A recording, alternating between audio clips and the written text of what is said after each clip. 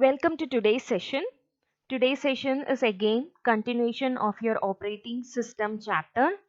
Today we are going to discuss about different types of operating system.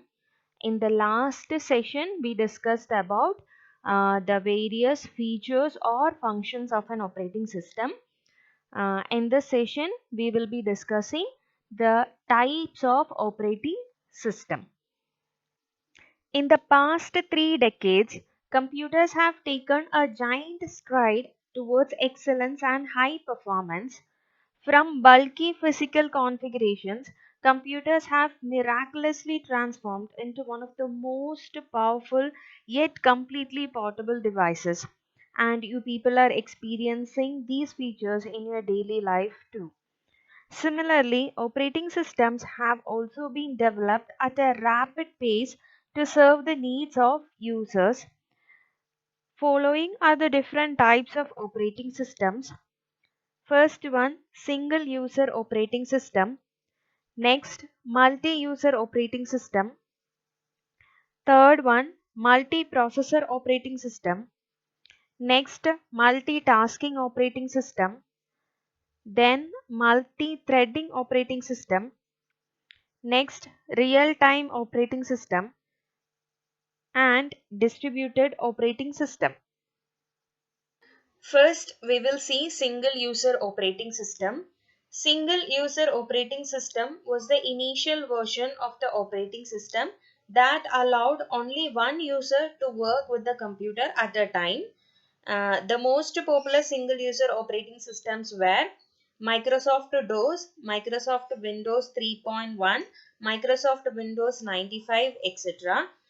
Due to their limited features, they are no longer in use nowadays. Next, we will see multi-user operating system. Multi-user operating system allows more than one user to use the operating system at the same time or at different times. This is possible in the network medium where multiple users access the same OS. Even creation of several user accounts are possible in the multi-user operating system. When you're using Google, you people are users and the operating system which is having in the Google has multi-user operating system so that multiple users can access the Google at the same time or different times, as well as you can create your own account or different accounts in your personal computer, which is because of multi-user operating system. Example for multi-user operating systems are Windows 2000, Windows NT, Windows XP, Windows Vista, Windows 7, Windows 8, Windows 8.1, Linux, Unix, etc. Next operating system is multiprocessor operating system. A multiprocessor operating system consists of several processors that share a common physical memory. It provides higher computing power and speed that allows the user to run and work in multiple applications at the same time. For example, consider that you are working in Paint, Word as well as PowerPoint. At the same time, you are browsing the internet too. So you are undergoing 3 or 4 processes, or you are using 3 or 4 applications at the same time. And in multiprocessor operating system, all these applications run in different processors or different CPU for the better performance.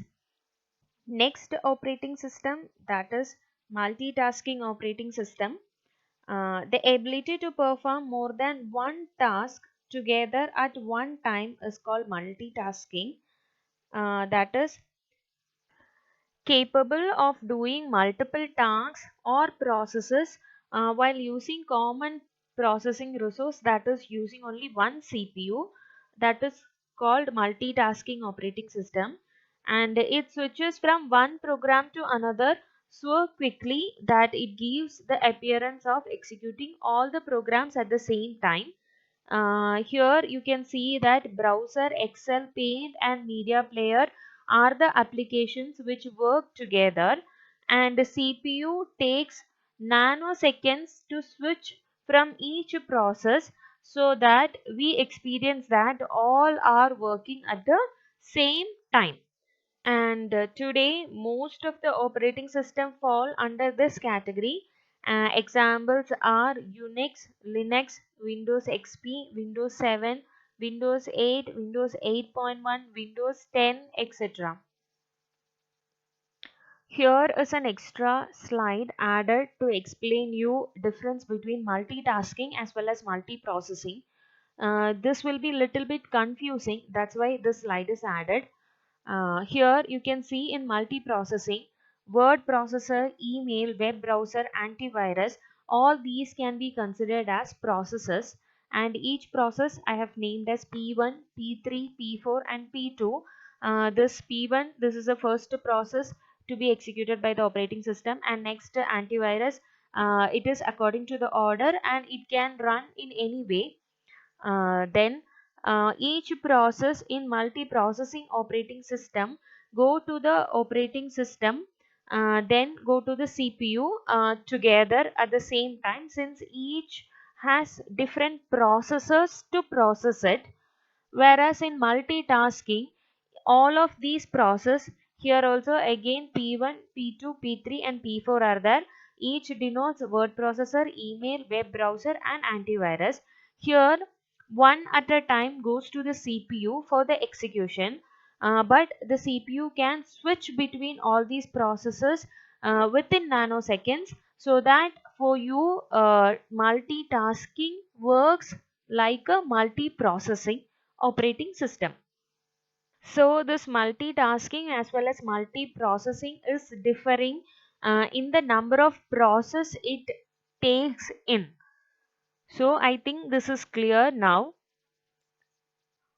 Next type of operating system, that is multi-threading operating system. This operating system allows different parts of the software to run simultaneously. That is, here you can see the example, which is compose mail, printing a mail, calendar setting and one more task, any new task. All these are parts of a software which is called as Outlook.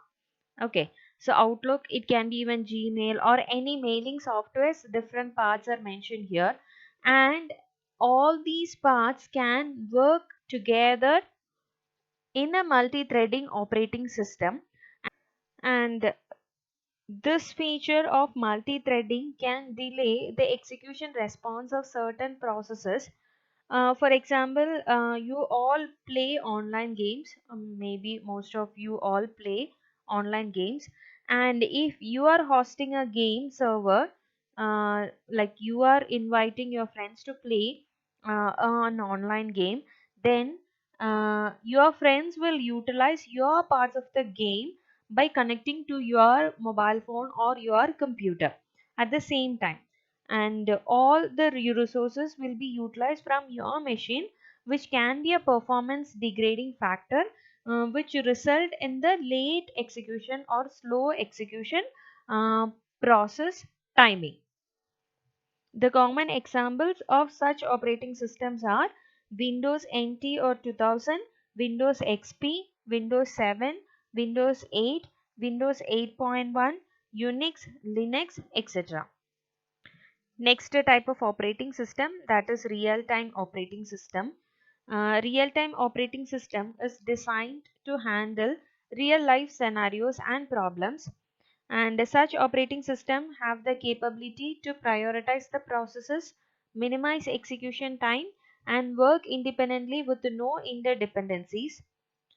Real-time operating system is used when the time span required to react to an input is rigid and time bound. That means even a microsecond of delay will cause the system to fail. For example, air traffic control, robots, weapon systems, industrial control systems, etc. The real-time operating systems are divided into two. They are hard real-time systems. It guarantee that critical tasks are completed on time. For example, air traffic control, robotics, weapon system and all, it has to be completed on time. If not, the whole system collapses. So that was an example for hard real-time system. Second category was soft real-time system. For this real-time system, there is no restriction in task completion. That means no time bound for the task completion of such kind of operating systems. Examples are undersea exploration, planetary rovers, virtual reality, etc. The last type of operating system is distributed operating system. Distributed operating system runs on a set of computers that are located in different geographical areas interconnected by a network. It controls these interconnected systems and make them appear as a single computer. It allows all the linked machines to access data and software, and the process takes over the common network from different computers irrespective of their location on the globe. For example, the computers which are connected to a bank system in a network is an example for distributed operating system, and each and every branch of the banks will be having details of all of its customers irrespective of their geographical area. That means all over the world, if the bank is having a branch, then it can fetch the details of its customers or any other details, irrespective of their areas. So that's all for today's session. I hope you have understood the types of operating system, like single user operating system, multi-user operating system, multi-processor operating system, multitasking operating system, multi-threading operating system, and real-time operating system and distributed operating system explained today in the session. More details about all these operating systems will be learned in higher classes, since it is a very vast topic. Thank you.